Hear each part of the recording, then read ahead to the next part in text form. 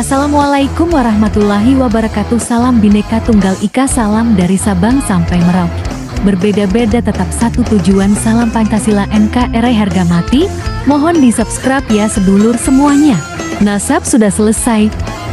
Kalau Mbak Alwi bukan cucu Nabi Muhammad SAW? Dari dalil ilmu nasab mustahil. Dari dalil ilmu filolog manuskrip mustahil. Dari dalil ilmu rijalul hadis mustahil. Dari dalil ilmu sejarah mustahil. Dari dalil DNAG, jangankan cucu Nabi Muhammad SAW, orang Arab saja bukan. 100% nasab Mbak Alwi sudah selesai. Bukan cucu Nabi Muhammad SAW, tapi cucu Nabi Muhammad palsu. Ya, kekerasan yang dibalut atas nama. Pengurus wilayah Gerakan Pemuda Ansor Provinsi Bangka Belitung menolak keberadaan Front Pembela Islam atau FPI di wilayah Bangka Belitung. Pernyataan itu disampaikan Ketua Pengurus Wilayah GP Ansor Kepulauan Bangka Belitung, Mas Muni Muhammad, dalam keterangan pers di depan wartawan Kamis sore di Kota Pangkal Pinang. Menurut Mas Muni, pengurus wilayah bersama pengurus cabang Gerakan Pemuda Ansor menegaskan bahwa FPI tidak layak berada di Kepulauan Bangka Belitung dan Indonesia. Pihaknya juga menolak perilaku intoleransi, radikalisme, terorisme, dan segala bentuk kekerasan yang dibalut atas nama keagamaan. GP Ansor meminta kepada Gubernur, Ketua DPRD, Kapolda, dan Rem 045 Garuda Jaya, dan seluruh lapisan di lingkungan Provinsi Bangka Belitung untuk tidak membiarkan dan memberikan ruang bagi kelompok-kelompok sosial dan keagamaan yang memprakarsai tumbuhnya perilaku dan gerakan anti-Pancasila, Negara Kesatuan Republik Indonesia, dan Undang-Undang Dasar 1945. Tak hanya itu, secara tegas GP Ansor menolak kehadiran Rizik Syihab ke Bangka Belitung karena Rizik Syihab dianggap telah mengobrak-abrik tatanan keutuhan berbangsa, bernegara, bermasyarakat hingga kerukunan umat dalam keindonesiaan. Kami menolak kehadiran Rizik dan sekongkolnya di bumi serumpun sebalai tanpa kecuali, sebab si Rizik telah mengobrak-ngabrik tatanan keutuhan berbangsa, bernegara, bermasyarakat hingga kerukunan umat dalam keindonesiaan.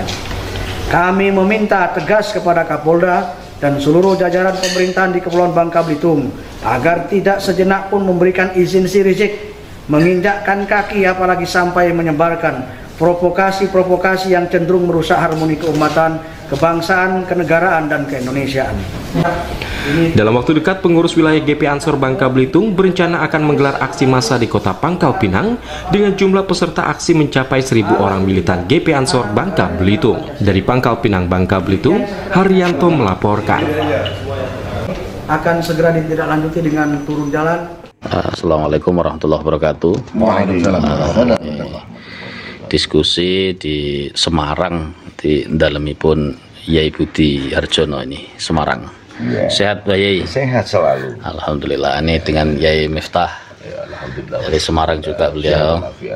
Ini Ketua Jatmi Lampung, Gusaris.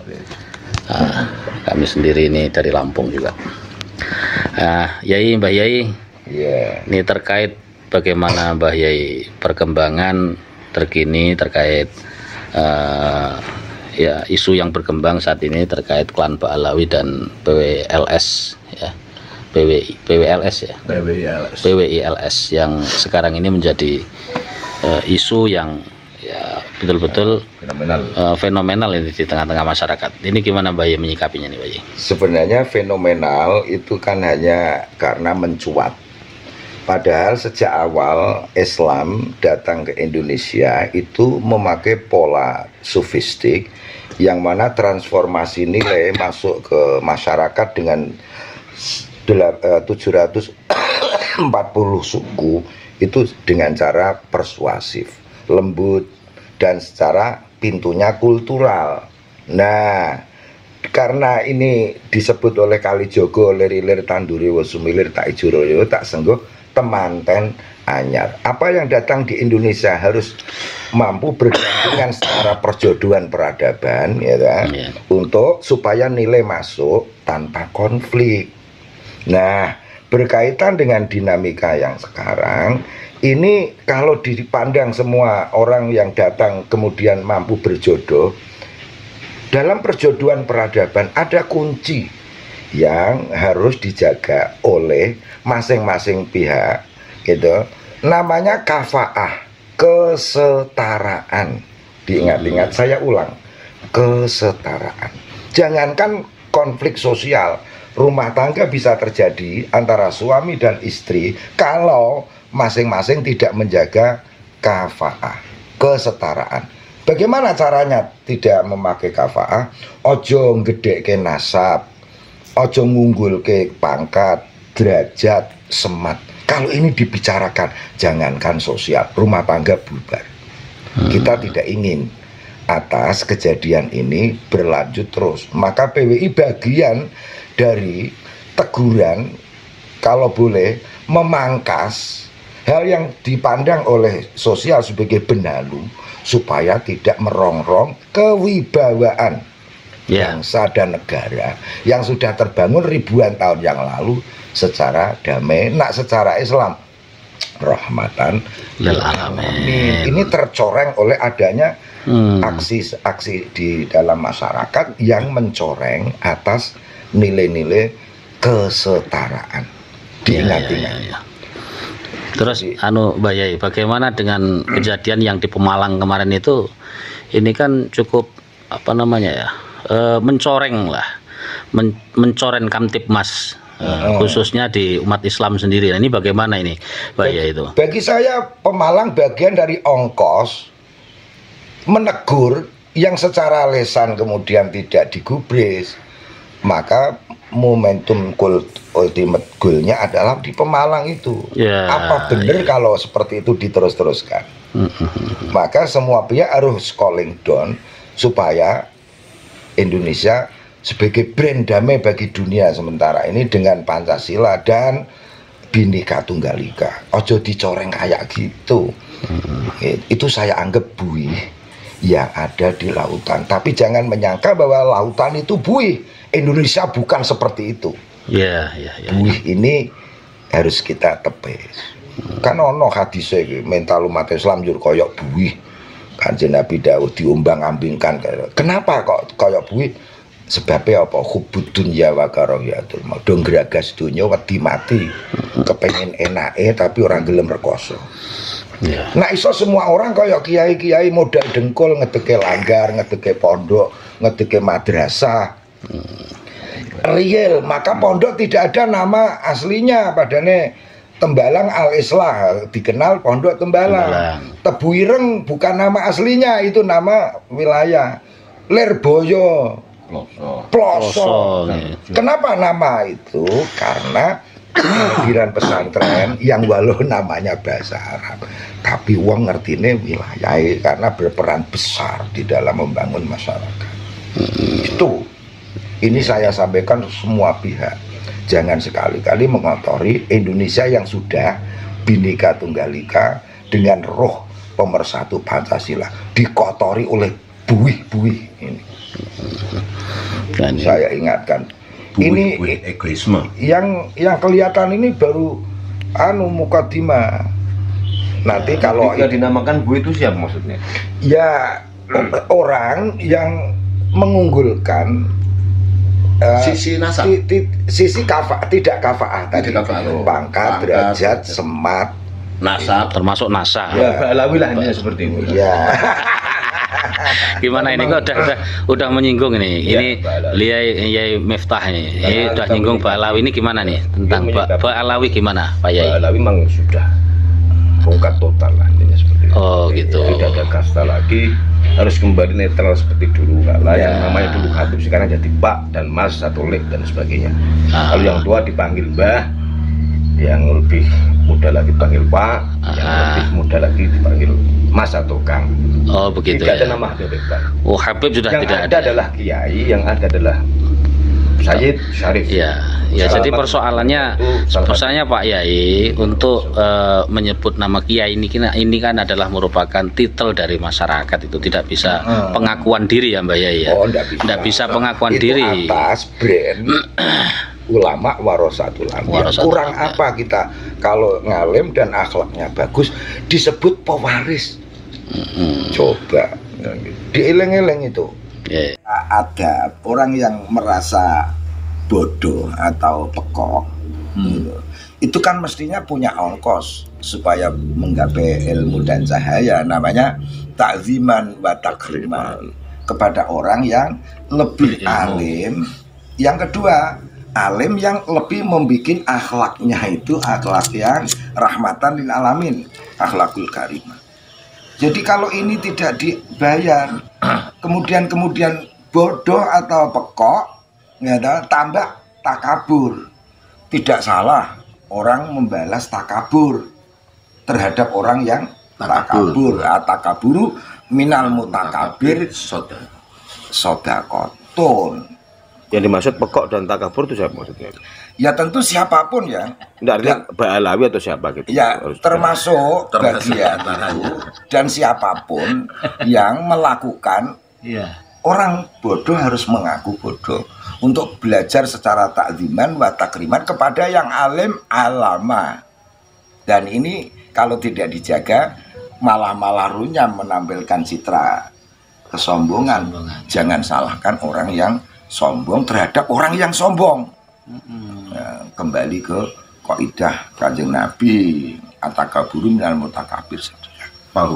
Nah ini cinta jangan dikira melanklonis dan hanya ya katakanlah terlalu ramah, bukan. Nabi melawan orang kafir kayak tanpa wahyu. Perang Badar.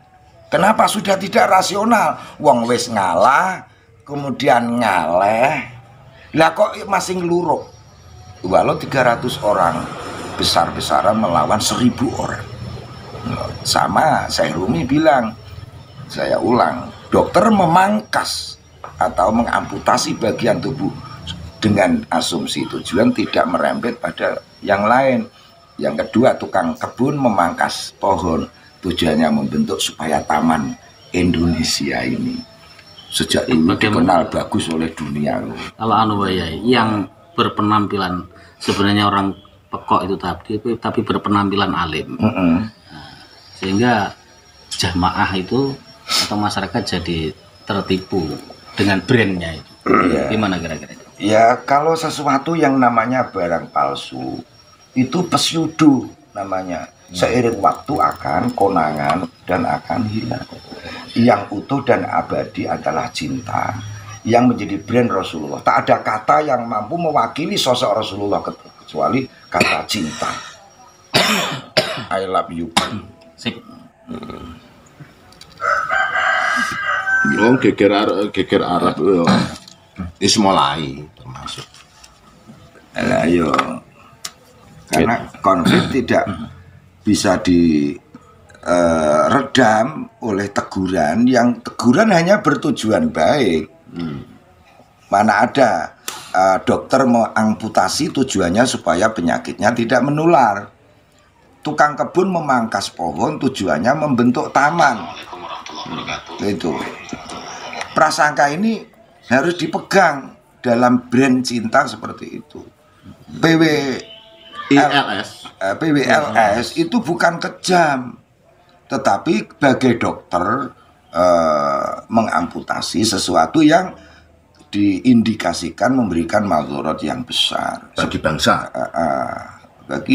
dan keberlangsungan kehidupan apalagi sosial. Apalagi Islam di Indonesia itu sebenarnya brand internasional dengan parameter ulama kita itu mursyidul ulama, Mbah Nawawi.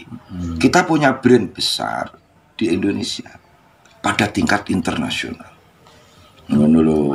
Jadi kalau tidak segera diatasi hal-hal ini akan berdampak lebih besar. Iya, tentu brand itu akan hilang. Dan itu kan bertentangan dengan sejarah, di mana kita itu Mbah Nawawi mewakili duta Indonesia menjadi mursyidul ulama dunia. Mbah Termas Mahfud sampai dimakamkan di Mekah semua. Kurang apa Indonesia? Kenapa tidak percaya bahwa brand Indonesia bukan soal nasab, bukan soal kekayaan, soal ilmu, di mana ulama Indonesia menjadi mursyidul ulama dunia. Saya ingatkan juga semua lini, ayo siji ilmu pengantar untuk akhlakul karimah. Jadi kalau seandainya ini tidak segera calling down, maka akan terjadi geger seperti halnya yang terjadi di masa lalu. Saya sudah mengingatkan, kalau soal kafaah tadi tidak mau di calling down, kalau dulu ada geger pecinan, Maka ini akan ada geger Arab. Saya ingatkan, tidak main-main. Nanti akan terjadi proses sosial yang tidak kita kehendaki. Sehingga banyak korban. Iya. Yang bahkan korban itu dari anak bangsa kita sendiri kan gitu. Kita jangan sing waras ngalah. Sekarang yang waras ojo ngalah. Sing waras ngalah ya sing edan jadi digendominasi. Ya nanti kita diinjak-injak. Ya. Ini bentuk kolonialistik, bukan politik, tapi kolonialistik spiritual. Dua ini. Para tunas bangsa menjaga ibu pertiwi, ilaskan sabilillah kita akan berjanji menjaga kehormatan negeri Indonesia. Dunia ini hanya perjalanan, akhirat nanti adalah tujuan. Sempatkan kami berjuang di dalam dunia, sadar kami belum dosa tempat kesalahan. Bela negara itu kehormatan, bela agama juga kemuliaan. Kuatkanlah kami dengan iman dan ketakwaan, berjuang bersama dengan orang-orang beriman.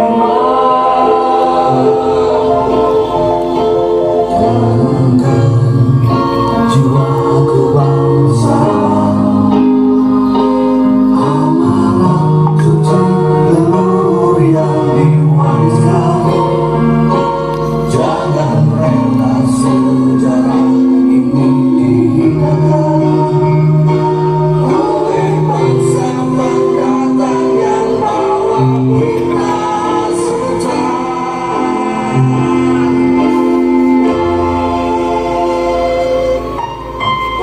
Ya Rob, kami berkumpul di sini. Ridhoi kami. Kami hanya sekedar mengembalikan harga diri bangsa ini, harga diri leluhur kami, harga diri ulama-ulama kami, harga diri guru-guru kami, demi bangsa yang tercinta ini.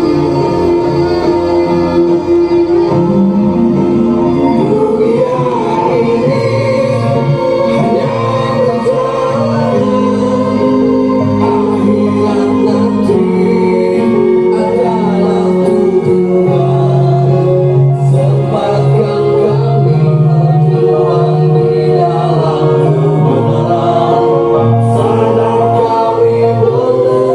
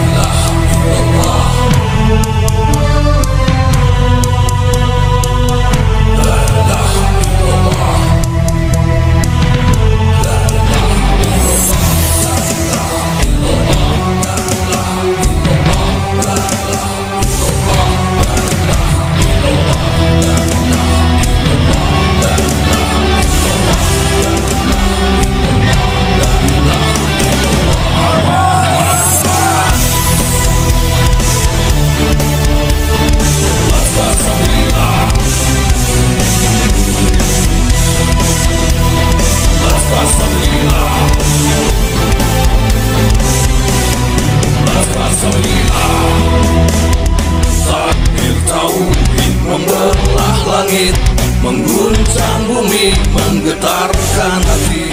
Bangkitlah pribumi, panggilan pertiwi, lantang berani ke arena suci. Assalamualaikum warahmatullahi wabarakatuh. Salam Bhinneka Tunggal Ika, salam dari Sabang sampai Merauke. Berbeda-beda tetap satu tujuan, salam Pancasila NKRI harga mati. Mohon di subscribe ya sedulur semuanya. Nasab sudah selesai. Kalau Mbak Alwi bukan cucu Nabi Muhammad SAW? Dari dalil ilmu nasab mustahil. Dari dalil ilmu filolog manuskrip mustahil. Dari dalil ilmu rijalul hadis mustahil. Dari dalil ilmu sejarah mustahil. Dari dalil DNA jangankan cucu Nabi Muhammad SAW, orang Arab saja bukan. 100% nasab Mbak Alwi sudah selesai. Bukan cucu Nabi Muhammad SAW, tapi cucu Nabi Muhammad palsu. Berikut ini adalah 7 agenda licik klan Ba'alawi Yaman yang telah terbaca dengan jelas. Pertama, Ba'alawi yang sengaja didatangkan kaum penjajah Belanda itu telah dikondisikan untuk mengaku-ngaku sebagai juriat Nabi Shallallahu Alaihi Wasallam melalui Ubaidillah atau Abdullah bin Said Ahmad bin Isa. Terbukti tidak terkonfirmasi keberadaannya. Kedua, Wali Songo yang penyebar Islam di Indonesia diam-diam diba'alawikan terlebih dahulu dengan mengubah manuskrip-manuskripnya. Ketiga, di fase ini mulai dilakukan framing dengan berbagai cara agar supaya orang Indonesia percaya bahwa Wali Songo itu memang termasuk ke dalam klan Ba'alawi. Salah satu caranya adalah dengan mengaitkan nasab Wali Songo melalui tokoh Abdul Malik Ajmat Khan hingga bersambung kepada Ubaidillah. Setelah diteliti, ternyata nama Abdul Malik Ajmat Khan yang konon berada di India ini adalah fiktif alias hoax, sama seperti Ubaidillah. Maka tokoh ini juga tak pernah ada alias fiktif semata. Keempat, sesungguhnya agenda licik yang ketika itu sudah mencapai tingkat keberhasilan yang hampir sempurna. Mayoritas orang Islam Indonesia percaya bahwa Wali Songo itu sama dengan klannya para habaib, yakni Ba'alawi, meski mereka tidak disebut sebagai Habib, sebab memang gelar Habib itu muncul di belakang hari. Pada fase keempat ini, Ba'alawi menyebarkan propaganda bahwa mereka, kaum Ba'alawi, adalah yang mengislamkan Indonesia. Maka janganlah heran bila terdengar doktrin seperti ini. Kalau kakek kami tidak ke Nusantara, niscaya kamu masih menyembah pohon. Kakek dimaksud tentu saja dihubungkan juga dengan Wali Songo yang sudah mereka nisbahkan ke dalam klan Ba'alawi Yaman. Kelima, apabila 4 poin strategi licik itu sudah berhasil, selanjutnya adalah tinggal upaya menggencarkan framing bahwa yang mengislamkan Nusantara itu adalah Ba'alawi yang juga juriatnya Nabi Shallallahu Alaihi Wasallam. Pada fase ini, mereka menunjukkan 2 keunggulan isu sekaligus. Di satu sisi mengaku sebagai cucu Nabi, yang kedua telah berjasa mengislamkan Nusantara. Maka oleh karena itu mereka selalu gembar-gembor sebagai pihak yang paling berjasa di Nusantara dalam kaitan dengan islamisasi daripada suku atau kelompok manapun. Klaim inilah yang kemudian melahirkan doktrin kami Ba'alawi adalah majikan kamu. Keenam, supaya kemuliaan sebagai juriah Nabi Shallallahu Alaihi Wasallam bisa dimonopoli hanya oleh kaum Ba'alawi, tidak untuk juriah lainnya, terutama juriah Wali Songo. Maka keluarlah doktrin Wali Songo memang Ba'alawi dan tentu juriat Nabi, namun terputus keturunannya karena hanya diturunkan oleh anak perempuan saja, dan itu tidak sah. Klan Ba'alawi secara rasis melarang para syarifah atau keturunan wanitanya untuk menikah dengan golongan di luar mereka, sementara kaum prianya dengan seenaknya menikahi wanita-wanita bangsa pribumi manapun. Ketujuh, ini adalah puncak strategi licik mereka. Bila poin ke-6 berhasil, maka mereka bisa mengklaim bahwa yang menyebarkan Islam di Nusantara itu Ba'alawi dan Wali Songo. Namun turunan Wali Songo sudah tidak ada, dan kamilah terah Ba'alawi yang ada di Indonesia. Maka Kami adalah yang paling berjasa di Indonesia. Oleh karena itu, kamu pribumi harus tunduk dan patuh kepada kami. Kalau tidak, kamu bisa menyakiti Rasulullah dan tidak akan mendapat syafaat darinya. Di puncak kelicikannya ini, akhirnya keluarlah doktrin dari mulut busuk mereka yang mengatakan bahwa seorang Habib yang bodoh lebih mulia dari 70 orang kiai yang alim. Kalau sudah sampai pada taraf ini, maka disadari atau tidak, kita harus yakin sepenuhnya bahwa secara praktis Indonesia telah dikuasai oleh klan Ba'alawi Yaman, baik secara sosial dan keagamaan, ekonomi maupun politik. Ketujuh upaya atau strategi licik Ba'alawinisasi itu nyaris saja berhasil.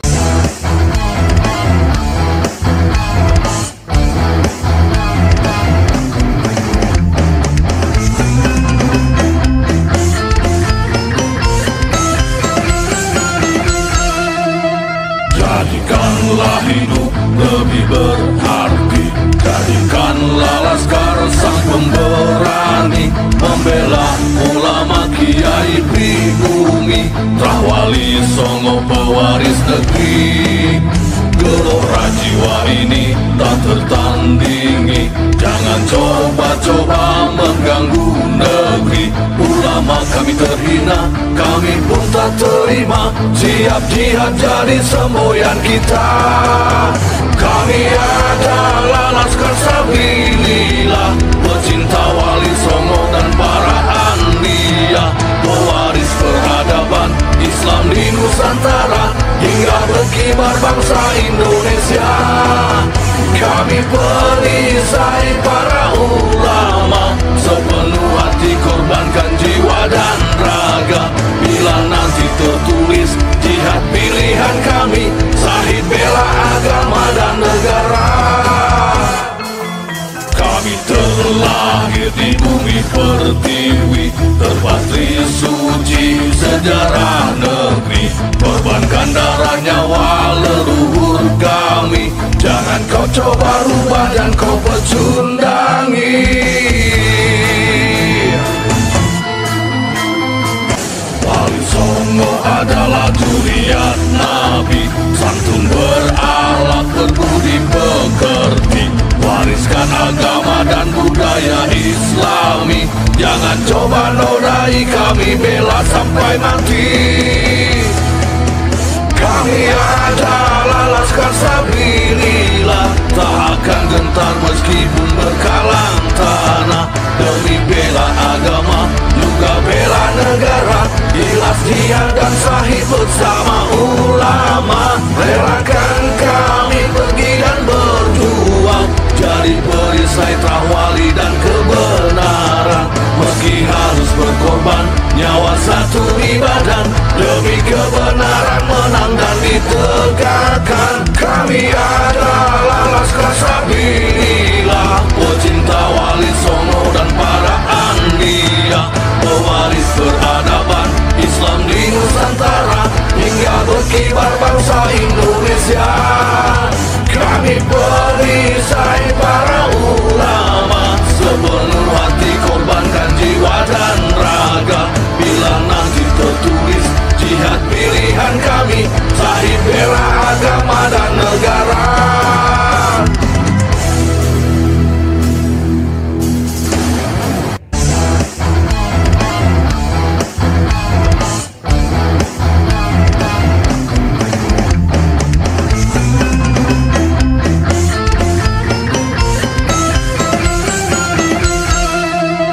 Jadikanlah hidup lebih berarti, jadikanlah laskar sang pemberani, membela ulama kiai pribumi, Rahwali Songo pewaris negeri. Gelora jiwa ini tak tertandingi, jangan coba-coba mengganggu negeri. Ulama kami terhina, kami pun tak terima, siap jihad jadi semboyan kita. Kami